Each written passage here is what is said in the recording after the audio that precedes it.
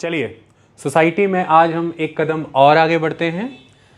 आज हम सोसाइटी में इंडियन सोशलॉजिस्ट के विषय में पढ़ेंगे।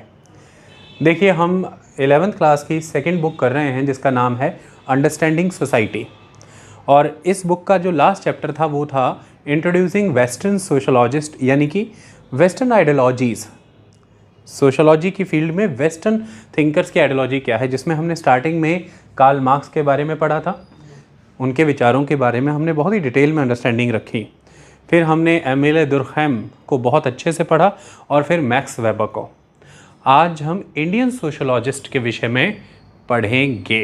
ये भी बहुत इम्पॉर्टेंट हैं। उसके पहले हम कुछ चीज़ों को समझते हैं। देखिए, आप ये जानते हैं कि सोशलॉजी एक स्टडी की ब्रांच के रूप में कोई बहुत पुराना ब्रांच या डिसिप्लिन नहीं है, कोई बहुत पुराना सब्जेक्ट नहीं है। ये एक बहुत ही यंग सब्जेक्ट है जो कि आज से लगभग 200 साल पहले ही शुरू हुआ है, जिसकी मेन फील्ड यूरोपियन रेनेसेंस रही। उस रेनेसेंस के दौरान जो एक एलिमेंट ऑफ मॉडर्निटी इंड्यूस हुआ, इसे बंद कर दें, एलिमेंट ऑफ मॉडर्निटी इंड्यूस हुआ सोसाइटी में, उस ही मॉडर्निटी से नए तरह की रिक्वायरमेंट्स का जन्म हुआ। उन रिक्वायरमेंट्स को सर्व करने के लिए हमें बहुत से डेटास को कलेक्ट करना पड़ा। ह्यूमन को डिफरेंट मैनर में स्टडी किया गया, उससे जुड़े एज फैक्टर, उसके हेल्थ फैक्टर, डेमोग्राफी में, पॉपुलेशन में, सेक्स बेस्ड पॉपुलेशन कितनी है कितनी नहीं, ये सारी चीज़ों को हमने जब डिटेल में देखा तो पर्सपेक्टिव चेंज हो गया और फिर एक नई ब्रांच का जन्म हुआ, दैट इज़ द सोशलॉजी। और सोसाइटी को सोशलॉजी की नज़र से समझा गया। ये तब हुआ जब मॉडर्नाइजेशन हुई। मॉडर्नाइजेशन का कारण इंडस्ट्रियलाइजेशन, और इंडस्ट्रियल रेवोल्यूशन का कारण रहा यूरोप में आया रेनेसेंस, द यूरोपियन रेनेसेंस। तो इस तरह से यूरोपियन रेनेसेंस एक समय हो सकता है और यूरोप वो एक क्षेत्र हो सकता है जहाँ से आप ये कह सकते हैं सोशलॉजी का जन्म पाया जाता है। लेकिन जब मॉडर्निटी वहाँ आ रही थी, जब वो मुल्क मॉडर्नाइज हो रहे थे, तो विश्व में और क्षेत्रों में भी मॉडर्नाइजेशन हुई, जैसे कि भारत में भी हुई। तो ये सब्जेक्ट भारत में भी विकसित होगा और हम इसके विषय में अब भारतीय नज़रिए को समझना चाहेंगे, इंडियन पर्सपेक्टिव, इंडियन सोशलॉजिस्ट। लेकिन यहाँ भी वही समस्या होगी जो जीवन में हमेशा होती है। हर इस्टेब्लिश्ड चीज़ को देख करके हम उसे ग्रांटेड ही लेते हैं। ऐसा लगता है कि जो चीज़ें स्थापित हैं ये तो बस हैं, लेकिन उनके स्थापित होने की जो एक लंबी प्रक्रिया होती है, उनके इस्टेब्लिशमेंट के पीछे की जो जद्दोजहद है, जो स्ट्रगल है, जो चैलेंजेस फेस करने पड़ते हैं, उन्हें ऑलवेज़ समझना बहुत ज़रूरी है। आज भी वही होगा। इंडियन सोशलॉजिस्ट और Indian sociology as a discipline, as a branch of study हम ग्रांटेड नहीं ले सकते। आज यकीनन ही ये भारत के तकरीबन हर यूनिवर्सिटी में एक फैकल्टी, एक कोर्स के रूप में चल रहा है, लेकिन हमेशा से ऐसा नहीं था। इसके पीछे बहुत सी स्ट्रगल थी। उसके कारण भी हैं जो मैं अभी आपको बताऊंगा। उन क्वेश्चंस के बाद अब हम आगे चलेंगे।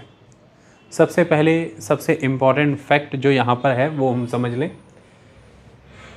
जो यूनिवर्सिटी टीचिंग के रूप में फॉर्मली सोशलॉजी की शुरुआत हुई है वो 1919 में हुई है यूनिवर्सिटी ऑफ बॉम्बे से।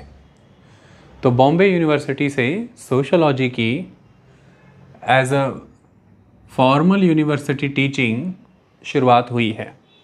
उसके बाद 1920 में कलकत्ता और लखनऊ में भी इसकी ब्रांचेस ओपन की गई और टीचिंग एंड स्कॉलरशिप पर्पस के लिए, रिसर्च पर्पस के लिए लखनऊ और कलकत्ता यूनिवर्सिटी में भी सोशलॉजी की फॉर्मल स्टार्टिंग हो गई। तो फॉर्मल ब्रांच के रूप में ये वहाँ पर भी चल पड़ी। मेन एस्पेक्ट ये था कि जब आप वेस्टर्न कॉन्टेक्स्ट में सोशलॉजी को देखते हैं तो कैसी होगी वो सोशलॉजी इंडिया के कॉन्टेक्स्ट में। कई प्रश्न दिमाग में आते थे कि सोशलॉजी इंडिया में क्या पर्पस सर्व करेगी, इंडिया में सोशलॉजी कैसी होगी देखने में इन द सेंस कि उसको पढ़ने में, समझने में, उसके एलिमेंट्स क्या होंगे, उसका इंग्रेडिएंट्स, उसका कंटेंट कवरेज एरिया क्या होगा, वो किस तरह के मेथडोलॉजीज़ को फॉलो करेगी यहाँ पर, तो क्या पर्पस सर्व करेगी वो भारत में वो कैसी होगी, जो सोशोलॉजी होगी, ये महत्वपूर्ण था। क्योंकि भारतीय परिस्थितियाँ उस समय के यूरोप की परिस्थितियों से बहुत अलग थी। जहाँ यूरोप रेनेसेंस के दौर से गुजर रहा था, वहाँ पर साइंस एंड टेक्नोलॉजी का विकास हो रहा था। लॉजिक्स, रीजंस, रैशनैलिटी, इन कंसेप्ट्स को बहुत ही प्राइम इम्पोर्टेंस दी जा रही थी। वहाँ पर डेमोक्रेटिक इंस्टीट्यूशंस डेवलप हो रहे थे। जो लोग हैं वहाँ के, उनको सिविल राइट्स दिए जा रहे थे, ह्यूमन राइट्स को इम्पोर्टेंस दी जा रही थी, लोगों को फंडामेंटल राइट्स दिए जा रहे थे। वहाँ पर बड़े स्तर पर ट्रेड, कॉमर्स, इंडस्ट्री, इन चीज़ों का विकास हो रहा था। वहीं दूसरी ओर ये एक समय रहेगा जब भारत की अगर हम बात करें तो भारत अंडर इम्पीरियल पावर होगा, दैट इज़ भारत एक कॉलोनी के रूप में एग्जिस्ट करेगा, जो कि मेनली ब्रिटिशर्स की कॉलोनी होगी। तो वहीं यहाँ पर जो ट्रेड एंड कॉमर्स है वो ब्रिटिशर्स का पर्पस सर्व करेगी, ना कि इंडियंस का। यहाँ पर इंडस्ट्री को ख़त्म किया जाएगा और एक फ़ेज़ ऑफ डी इंडस्ट्रियलाइजेशन आएगा, जब भारत की जो हाउस होल्ड इंडस्ट्री है, जो आर्टिजनल क्लासेस अपने गिल्ड्स में रह कर के प्रोडक्शन करती थी, उनके बेस को वीक किया जाएगा। तो कॉटेज इंडस्ट्री जो भारत की है, जहाँ hand based industry, handmade products, manual products, उनको ख़त्म कर दिया जाएगा ताकि British machine manufactured products India में बिक सकें। तो इंडियन इंडस्ट्री सफ़र करेगी। Indian trade and commerce India के इंटरेस्ट में नहीं सर्व करेगा, वो ब्रिटिश इंटरेस्ट को सर्व कर रहा होगा। यहाँ पर डेमोक्रेटिक इंस्टीट्यूशंस नहीं दिए जाएंगे, सिविल राइट्स नहीं होंगे, ह्यूमन राइट्स नहीं होंगे, फंडामेंटल राइट्स नहीं होंगे। यहाँ पर एक्सप्लॉयटेशन होगा बहुत ज़बरदस्त, क्योंकि इंडिया सबजुगेटेड होगा, अधीन होगा ब्रिटिशर्स के। लेकिन मॉडर्निटी यहाँ पर भी है, मॉडर्नाइजेशन यहाँ भी आ रही है, क्योंकि ब्रिटिशर्स यहाँ हैं। तो भारतीय कॉन्टेक्स्ट में वही सोशोलॉजी कैसी होगी जो सोशोलॉजी यूरोप के कॉन्टेक्स्ट में, पर्टिकुलरली बात कर लेते हैं ब्रिटेन के कॉन्टेक्स्ट में थी। नेचुरली फिर अलग होनी चाहिए, उसके पर्पसेस भी इंडिया में अलग होंगे। इस तरह के सवाल हमारे दिमाग में घूम रहे थे, हमारे सामने थे। ये सब चैलेंजेस थे, तब जा कर के सोशोलॉजी का विकास हुआ है। तो ये चीज़ तो क्लियर होती थी कि इंडियन कॉन्टेक्स्ट की अगर हम बात करें तो बहुत ही स्पेसिफिक है, सोशोलॉजी को इस स्पेसिफिक कैरेक्टर को सर्व करना ही था, and that character is the Indian context. तो उस हिसाब से कुछ सवाल आपके सामने आ रहे थे बार बार। So specificity of Indian context in the field of sociology raised many questions, बहुत से प्रश्न आपके सामने आ रहे थे।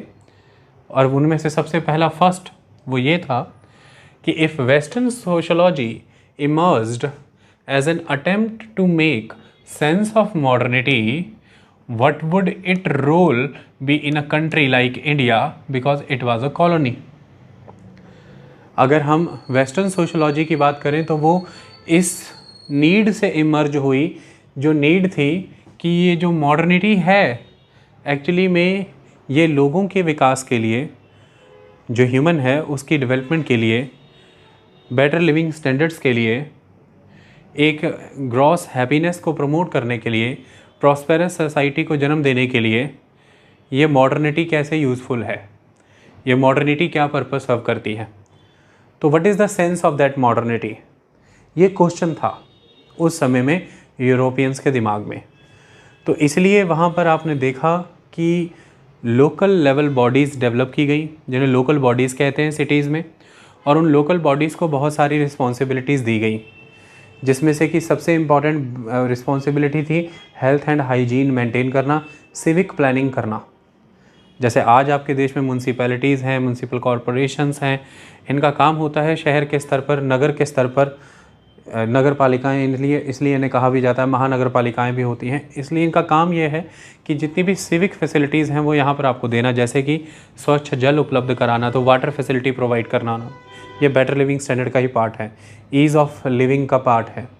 जैसे आपको इलेक्ट्रिसिटी प्रोवाइड कराना, अच्छी सड़कें प्रोवाइड करना, घूमने फिरने और रिक्रिएशनल पर्पसेस के लिए अच्छे पार्क्स प्रोवाइड करना, ग्राउंड्स अवेलेबल कराना स्पोर्ट्स पर्पसेस के लिए, यहाँ पर साफ़ सफाई, वेस्ट मैनेजमेंट, इन सब चीज़ों का रखरखाव, better drainage system, sewerage mechanism, इन चीज़ों का कंट्रीब्यूशन इन्हीं के द्वारा होता है, हॉस्पिटल और हेल्थ सर्विसेज प्रोवाइड कराना, तो इस तरह की सभी चीज़ें प्रोवाइड हो रही थी। तो ये जो मॉडर्नाइजेशन आ रही थी, इस मॉडर्नाइजेशन को लेकर के ये सवाल थे उस समय के यूरोप में वेस्टर्न सोशलॉजिस्टों के माइंड में कि what is the sense of this modernity for the development of individuals living in Europe. ये क्या पर्पस सर्व करेगी ये मॉडर्निटी। तो उससे फिर नए तरह के इंस्टीट्यूशंस डेवलप हुए, जैसे कि मैंने आपको बताया लोकल बॉडीज़, और वो इंस्टीट्यूशंस को नए तरह की रिस्पॉन्सिबिलिटीज़ दी गई जो पहले उनके पास नहीं थी, जैसे कि वेस्ट मैनेजमेंट से लेकर के बेटर लिविंग स्टैंडर्ड देने तक, water supply, electricity, road supply और हेल्थ मैनेजमेंट तक ये सारी रिस्पॉन्सिबिलिटीज़ दी गई, जिसके तहत नए तरह से एक इंडिविजुअल, एक ग्रुप, एक कम्युनिटी को देखा गया। उनके रिलेटेड सभी तरह के डाटास कलेक्ट किए गए कि बच्चे कितने हैं, वर्किंग पॉपुलेशन कितनी है, ओल्ड एज लोग कितने हैं जिनकी रिस्पॉन्सिबिलिटी है सिटी के ऊपर। तो इस तरह से जब डाटा कलेक्ट हुआ तो फिर रिकॉर्ड्स जब ये सेंस में मेंटेन होने शुरू हुए तो बहुत सारी चीज़ें उत्पन्न हुई कि पॉवर्टी कहाँ कहाँ है, हंगर कहाँ कहाँ पर है, भुखमरी कहाँ है, गरीबी कहाँ है, इलिटरेसी कहाँ है, अशिक्षा कहाँ पर है, और जिनमें है उनमें किस कारण से है, क्यों फीमेल में इलिटरेसी ज़्यादा है और मेल में कम है, क्या कारण है, क्यों इन पर्टिकुलर पॉकेट्स में द स्लम एरियाज़ में पॉवर्टी काफ़ी है, हंगर काफ़ी है, और क्यों ये स्लम्स डेवलप हो रहे हैं, क्या रीज़न है, और जो रिच पीपल हैं ये इस core area of industrial development को छोड़ करके आउटर एरियाज़ की तरफ क्यों मूव कर रहे हैं, प्रॉपर्टी के रेट कहाँ बढ़ रहे हैं, क्यों बढ़ रहे हैं। इस तरह के बहुत से क्वेश्चंस फिर दिमाग में आएंगे जब आप न्यूट्रिशन प्रोवाइड करने की तरफ जाओगे, हेल्थ और एजुकेशन प्रोवाइड करने के जाओगे कि किसको कैसी शिक्षा चाहिए, लड़कियों को, बच्चियों को शिक्षा तक कैसे लेकर के आया जाए, उन्हें कौन से व्हीकल प्रोवाइड करने की ज़रूरत है, सोसाइटी में कौन से टैबूज़ हैं जो वर्क कर रहे हैं, जो उन्हें एजुकेशन की तरफ आने नहीं दे रहे हैं। तो एक सोशलॉजिस्ट इन सभी इनबिल्ट फैक्टर्स को स्टडी करने के लिए मजबूर हुआ जब बात इस पर आई कि बेहतर जीवन स्तर प्रदान करने के लिए बेहतर शिक्षा प्रदान करनी होगी।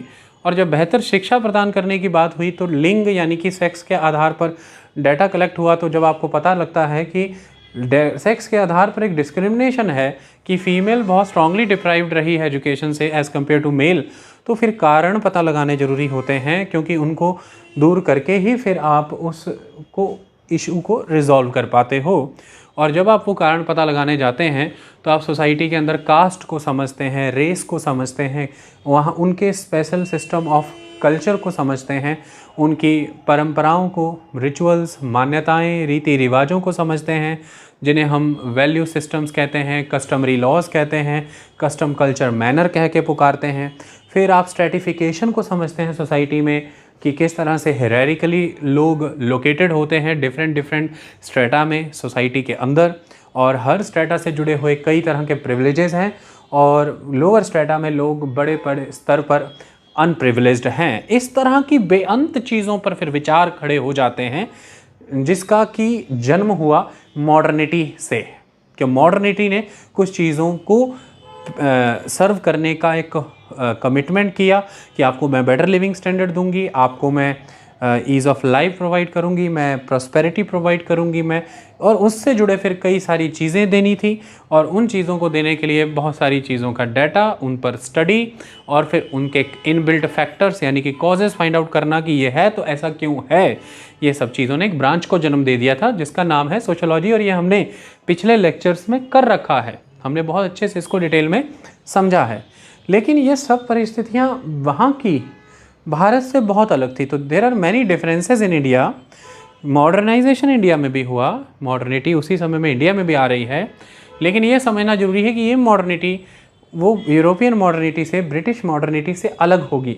यहाँ पर इंडिया सब्जुगेटेड है ब्रिटिशर्स के अंडर, इंडिया एक कॉलोनी है, तो यहाँ पर यह मॉडर्निटी क्या रिजल्ट यील्ड करेगी, इसके तहत फिर यहाँ पर सोशोलॉजी भी डिफरेंट पर्पस सर्व करेगी, भी डिफरेंट मैनर में चीज़ों को स्टडी करेगी। ये एक चैलेंज था कि भारत में सोशोलॉजी का क्या रोल होगा, ये क्या पर्पस सर्व करेगी, ये किस तरह से कार्य करेगी, कैसे दिखेगी। ये सारे सवाल थे हमारे सामने, और जिनके जवाब उन्हीं लोगों को ढूंढने थे जिन्होंने अब तक इंडिया में ऐसा कोई इंस्टीट्यूशन नहीं देखा है, ऐसी कोई फाइनेंशियल सपोर्ट भी नहीं देखी है जो कि सोशोलॉजी से जुड़ी हो। ना सोशोलॉजी से जुड़े इंस्टीट्यूशंस, ना ही मेंटोर्स, और ना ही उससे रिलेटेड किसी तरह की कोई फाइनेंशियल एड। लेकिन फिर भी ये सारी चीज़ों के आंसर सोशोलॉजी के वाया ही दिए जाने थे, और बहुत से ऐसे प्रश्न जो अब तक किए ही नहीं गए थे जिसको करना ज़रूरी था, तो वो भी सोशोलॉजी ही करेगी। तो बहुत सारे क्वेश्चंस के सोशोलॉजी आंसर देगी जो क्वेश्चंस वहाँ पे रेज हुए, और बहुत सारे नए क्वेश्चंस को जन्म देगी जिनके आंसर्स आगे मिलेंगे तो समाज में परिवर्तन आएगा, बदलाव आएंगे। ये कहानियाँ हैं। तो इसमें से पहला सवाल यही था कि if western sociology emerged as an attempt to make sense of modernity, what would its role be in a country like India because it was a colony? It was a colony. Okay? तो इसका role क्या होगा India के context में। Next is the if social anthropology in the west arose out of the curiosity felt by European society of about primitive cultures, what role could it have in India? देखिए, European society ने different regions को control किया।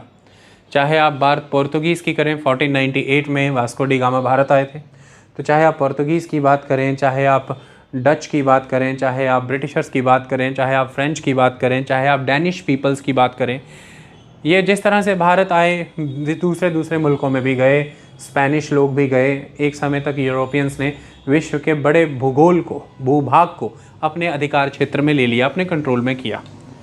ये एक चीज़। और इसी के दौरान अगर हम बात अमेरिका में इनकी एंट्री की करते हैं, क्रिस्टोफर कोलंबस से जिस एंट्री की शुरुआत होती है, अगर मैं उस क्षेत्र की बात करता हूँ तो वहाँ जा कर के भी वहाँ के जो एबोरिजिनल्स हैं, वहाँ के जो लोकल्स हैं, जिन्हें कि हम वहाँ की ट्राइबल सोसाइटीज़ कहते हैं, उन ट्राइबल्स के साथ इनके संबंध कैसे रहे, उनको क्या लॉसेस बियर करने पड़े जब आउटसाइडर्स वहाँ पर आ गए, उनके रिसोर्सेज कैसे छीन लिए गए, उनमें बेअंत बीमारियाँ फैल चुकी थी, वो उनकी जनसंख्या का तेज़ी से बीमारियों के कारण और नरसंहार के कारण, जीनोसाइड के कारण और बीमारियों के कारण खात्मा कर दिया गया। उनके क्षेत्रों को ऑक्यूपाई करके उन्हें प्लांटेशन एग्रीकल्चर में बदल दिया गया, और बहुतों को मेन स्ट्रीम में लाने के नाम पर उनके कस्टम कल्चर मैनर से दूर करके, उन्हें इन सब चीज़ों से डिप्राइव करके मेन स्ट्रीम में लाने के नाम पर बंधुआ मजदूरी के तौर पर, स्लेवरी के तौर पर काम करवाए गए। तो ये सब चीज़ों में बहुत परिवर्तन आया। तो यूरोपियंस जब अपने देशों से निकल करके दूसरे देशों में गए, तो वहाँ पर जा कर के इनका जब सामना वहाँ के लोकल्स से हुआ, जिन्हें आप एबोरिजिनल्स कहते हैं, या फिर यूरोपियंस की नज़र से उन्हें जब हम प्रिमिटिव सोसाइटीज़ कहते हैं, प्रिमिटिव कल्चर्स कहते हैं, एकदम सिंपल भाषा में ट्राइबल्स, आदिवासी लोग। जैसे ऑस्ट्रेलिया इनका जाना हुआ तो वहाँ के एबोरिजिनल्स, न्यूजीलैंड के एबोरिजिनल्स, इसी तरह से साउथ अमेरिका कॉन्टिनेंट और नॉर्थ अमेरिकन कॉन्टिनेंट के एबोरिजिनल्स, अफ्रीका के, और भारत की बात कर लें आप, तो उन लोगों के विषय में इनकी जिज्ञासा बहुत पैदा हुई। और वो जिज्ञासा इसी कारण से थी कि इन लोगों का रहन सहन कैसा है, ये इतने पिछड़े हुए क्यों हैं, इनका विकास कैसे किया जाए। और यूरोपियंस ऐसा मानते थे कि भाई उनके ऊपर एक डिवाइन ऑर्डेन है उनको, कि उन्हीं को इन लोगों का विकास करना है। तो एक स्लोगन उस समय में बहुत मशहूर था, सिविलाइजिंग द नेटिव्स, कि जो भी नेटिव्स हैं किसी भी देशों के, उनको सिविलाइज करने का ज़िम्मा यूरोपियंस पर है, ख़ास तौर पर ब्रिटिशर्स के ऊपर है। और जो उस समय के स्कॉलर्स और स्कूल ऑफ थिंकर्स हुआ करते थे, वो भी इन चीज़ों को बहुत सपोर्ट करते थे कि ब्रिटिशर्स अगर कई मुल्कों में जा कर के अपनी जान की बाजी लगा करके अपने अफसरों को उनके परिवारों से दूर रख के वहाँ बैठे हुए हैं, तो वो इसलिए नहीं कि वो अपने लिए कोई लाभ कमाना चाहते हैं, वो इसलिए कि वो पूरे विश्व को सिविलाइज़ करना चाहते हैं। वो आपको बेहतर लिविंग स्टैंडर्ड, अच्छा डेमोक्रेटिक सिस्टम, आपको एब्सोल्यूट किंगडम की ऑटोक्रेसी से बाहर लाना चाहते हैं, आपको हरासमेंट से, आपको स्लेवरी से, बॉन्डेड लेबर, फोर्स्ड लेबर से बाहर लाना चाहते हैं, एक rule based, law based society बनाना चाहते हैं, आपको बेहतर जीवन का स्तर देना चाहते हैं। ऐसे थॉट्स उस समय में बहुत प्रमोट किए जाते थे। ऑक्सफोर्ड स्कूल इन चीज़ों को बहुत सपोर्ट करता था, इन थ्योरीज़ को बहुत सपोर्ट करता था। तो कुल मिलाकर के उस समय में ये जिज्ञासा बहुत थी। जब रेनेसेंस के बाद एक फेज़ ऑफ इंडस्ट्रियलाइजेशन की वजह से एक स्ट्रॉन्ग इम्पीरियलिज्म हुआ, क्योंकि विश्व भर में जाके कंट्रोल किया गया कैपिटलिस्टों के द्वारा, ताकि वर्कर्स और रिसोर्सेज और रॉ मटेरियल डिराइव किए जाएं और अपनी फैक्ट्रियों में बने हुए प्रोडक्ट इनके यहाँ पर खपा दिए जाएं, इनको कंज्यूम करा दिए जाएं, क्योंकि इनकी जनसंख्या काफ़ी अधिक है। इन सब चीज़ों के कारण से फिर जब इन लोगों के कांटेक्ट में यूरोपियंस आए जो कि नेटिव्स थे, जो कि जिनको कि ये प्रिमिटिव पीपल कहते थे, तो इनमें जिज्ञासा उत्पन्न हुई कि इनके विषय में जाना जाए। और उनके विषय में जानने के लिए फिर क्या समझा गया, उनके ट्रेट्स को नोटिस किया गया और उसके लिए कई तरह की कहानियाँ आई। जैसे एक स्कॉलर हैं लेज़ली, उनका मानना ये था कि जो कास्ट सिस्टम है उसका बेस रेस है, यानी कि जो जाति प्रथा है उसका जो आधार है वो नस्ल है, और उस नस्ल को, रेस को वो डिफाइन करते थे फिजिकल फीचर्स के थ्रू, जैसे कि स्कल का सरकमफ्रेंस कितना है, नोज़ की लेंथ कितनी है, और जो आपका जो ब्रेन वाला पार्ट जो कि सोच सकता है, विचार कर सकता है, उसका वॉल्यूम कितना है। इस तरह के बॉडी टाइप, फिजिकल फीचर्स, इन सब के आधार पर नस्लों को बांटा जाता था और उन नस्लों से फिर जातियां बनाई जाती थी, और फिर उन जातियों के सामाजिक स्टेटस, उनकी समाज में क्या परिस्थिति है, उनका रिसोर्सेज पे कितना एक्सेस है, उन पर कितनी एट्रॉसिटीज़ हैं, या उनकी डेवलपमेंट का कितना स्केल है, कहाँ पर वो खड़े हैं कहाँ नहीं, इन सब चीज़ों को परिभाषित किया जाता था। तो इस तरह से ये एक तरह का ब्रांच ऑफ एंथ्रोपोलॉजी है जो स्पेसिफिकली सोसाइटी के कॉन्टेक्स्ट में काम कर रहा है, तो सोशल एंथ्रोपोलॉजी अपन इसको कहते हैं। ओके, इस तरह से ये काम करता है। तो किसी रेस को सुपीरियर बताना, किसी रेस को इन्फीरियर बताना, तो ये बहुत स्ट्रॉन्ग रहा है। यूरोपियंस के द्वारा वाइट पीपल को, यूरोपियंस को बहुत सुपीरियर बताया जाता था, और ये रेशियल सुपीरियरिटी एक बहुत इंपॉर्टेंट कंसेप्ट है। आपको पता होना चाहिए कि नाजी जो हुआ करते थे जर्मनी में, तो हिटलर के द्वारा भी रेशियल सुपीरियरिटी पे बहुत फोकस किया गया। नस्ल की जो उच्चता है, नस्ल की पवित्रता है, इस पर बहुत फोकस किया गया कि जो प्योर नॉर्डिक पीपल हैं, द प्योर आर्यंस, वही ओरिजिनल जर्मन्स हो सकते हैं। जैसे कि नीली आँखें, नाक का प्रकार, माथा निकला हुआ थोड़ा सा, आईब्रोज से थोड़ा बाहर की ओर प्रोजेक्टेड माथा, ये सारे फीचर्स चुन करके बच्चे साइड किए जाते थे, उन्हें ट्रू जर्मन्स के तौर पर डेवलप किया जाता था, और बाकी सबको कैंप में डाल दिया जाता था, घेटोवाइज कर दिया जाता था, इसे घेटोवाइजेशन कहते हैं, घेटोज़ में रखा जाता था। तो ये नस्ल की सुपीरियरिटी, रेशियल सुपीरियरिटी कंसेप्ट बहुत स्ट्रॉन्ग रहा है यूरोप में, और एक समय तक भी नहीं, लंबे समय तक। इवन सेकेंड वर्ल्ड वार तो हमने नाजियों का जिक्र कर ही दिया, लेकिन इसके बाद भी अमेरिका में भी ये रेशियल सुपीरियरिटी का कंसेप्ट ब्लैक और वाइट के बीच में रहा। 1960s के डिकेड के दौरान जाकर के स्पेसिफिक कानून बनाने पड़े अमेरिका को ब्लैक पीपल के प्रति होने वाले नस्लीय भेदभाव को ख़त्म करने के लिए। तो ऐसे में ये जो जिज्ञासा उत्पन्न हुई पूरे के पूरे रेनेसेंस और उसके बाद इंडस्ट्रियलाइजेशन, कैपिटलिज्म एंड इंपीरियलिज्म के फेज़ के दौरान, जब इन लोगों से संपर्क में आए यूरोपियंस की भाई इनका कल्चर, कस्टम, मैनर कैसा है, ये कैसे जीवन जीना चाहते हैं, ये इन्फीरियर हैं तो क्यों हैं, सुपीरियर हैं तो किन कारणों से हैं, दैट ब्रांच होल जिसकी वजह से ये सब हो पा रहा है, that is a social anthropology. तो ये कहा गया है कि दूसरा प्रश्न सोशोलॉजी की फील्ड में भारत की स्पेसिफिक कंडीशन ओरिएंटेड वो यही था कि if social anthropology in the west, ये सोशल एंथ्रोपोलॉजी जो वेस्ट में, पश्चिमी के क्षेत्रों में इसने तैयार किए, पैदा किए, खड़े किए, arose out of curiosity, if social anthropology in the west arose out of curiosity felt by European society about primitive cultures, what role could it have in India. Okay, जो यूरोपियन सोसाइटी है उनके अंदर एक curiosity उत्पन्न हुई primitive cultures को समझने की, जानने की, जिसकी वजह से जन्म हो गया सोशल एंथ्रोपोलॉजी का। ये सोशल एंथ्रोपोलॉजी भारत में क्या रोल प्ले करेगी, क्योंकि यहीं से फिर सोशलिज्म आएगा। ओके, सोशलिज्म और सोशलिज्म कह रहा हूँ, सॉरी, यहीं से फिर सोशोलॉजी आएगी। तो सोशोलॉजी और एंथ्रोपोलॉजी आपस में they are very much connected, इस बात को ध्यान में रखना है। तो ये फिर ब्रांच भारत में व्हाट रोल, ये क्या रोल यहाँ पर सर्व करेगी, क्या रोल यहाँ पर पूरा करेगी, क्योंकि भारत की बात करें तो भारत एक एंशियंट एंड एडवांस्ड सिविलाइजेशन के रूप में एग्जिस्ट कर रहा था। एक तरफ उसमें एक एंशियंट डायमेंशन नज़र आता था, कस्टम, कल्चर, मैनर, उसी तरह से एक कंजर्वेटिव सोसाइटी, लेकिन दूसरी तरफ भारत एक एडवांस्ड सोसाइटी के रूप में भी एग्जिस्ट कर रही थी। भारत प्रोग्रेस भी कर रहा था, डेवलपमेंट हो रही थी, भारत पूरे विश्व भर से संबंध बना भी रहा था, संपर्क में भी था।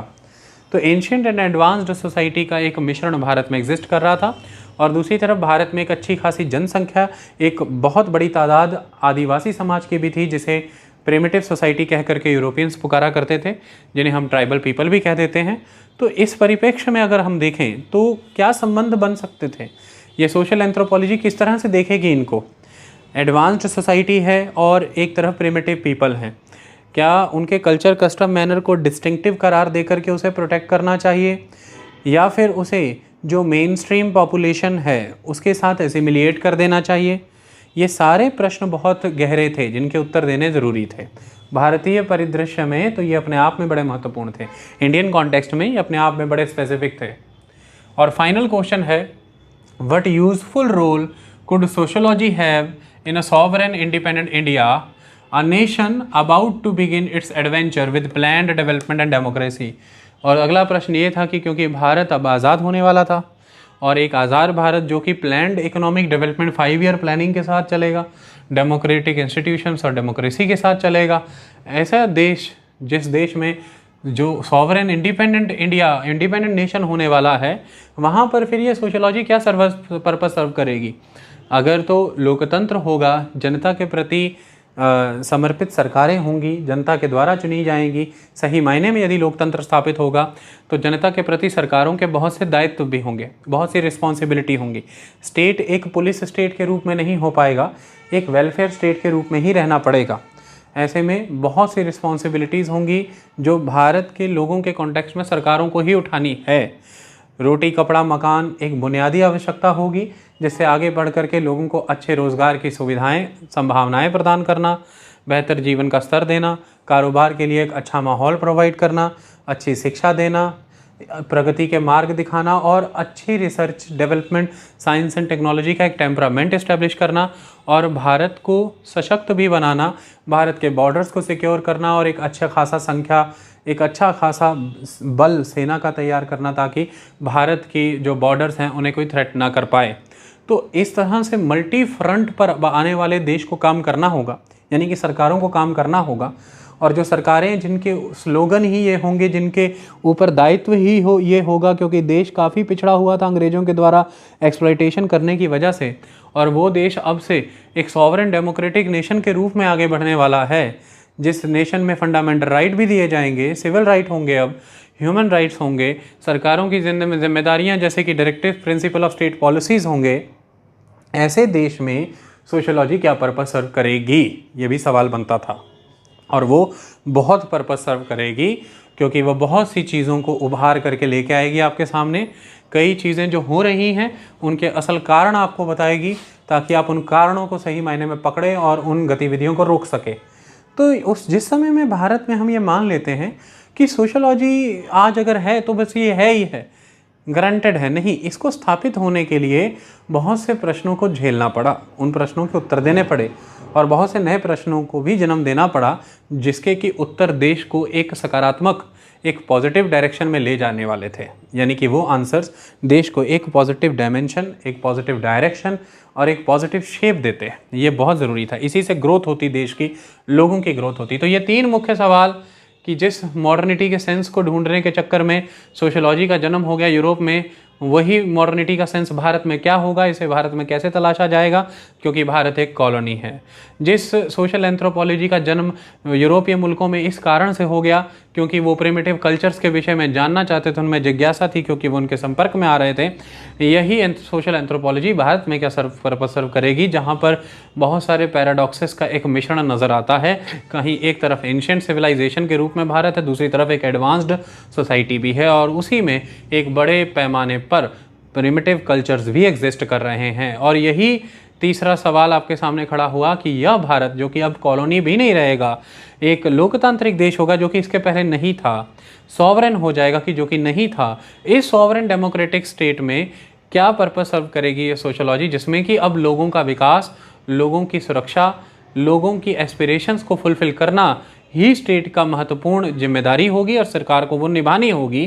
तो ऐसे में सोशियोलॉजी क्या पर्पस सर्व कर सकती है, वो गवर्नमेंट को कितनी बेटर डायरेक्शन दे सकती है, गवर्नमेंट्स को कितना रियल बना के रख सकती है, और गवर्नमेंट को कितना डिलीवरी ओरिएंटेड, यानी कि कैसे हम मिनिमम गवर्नमेंट कर देंगे और मैक्सिमम गवर्नेंस कर देंगे। तो governance must be maximum, government should be minimum, यानी कि तंत्र जो है उस तंत्र के फल लोगों को ज़्यादा प्राप्त हों, सुविधाएं ज़्यादा मिलें, सेवाएं अधिक मिलें, लोग अपनी इच्छाओं की पूर्ति कर सकें जो कि सकारात्मक और संवैधानिक दायरे में हो, लोग विकास कर सकें और लोगों के द्वारा दिए जा रहे टैक्स के ऊपर और लोगों के द्वारा दिए जा रहे संसाधनों पर बोझ कम से कम पड़े।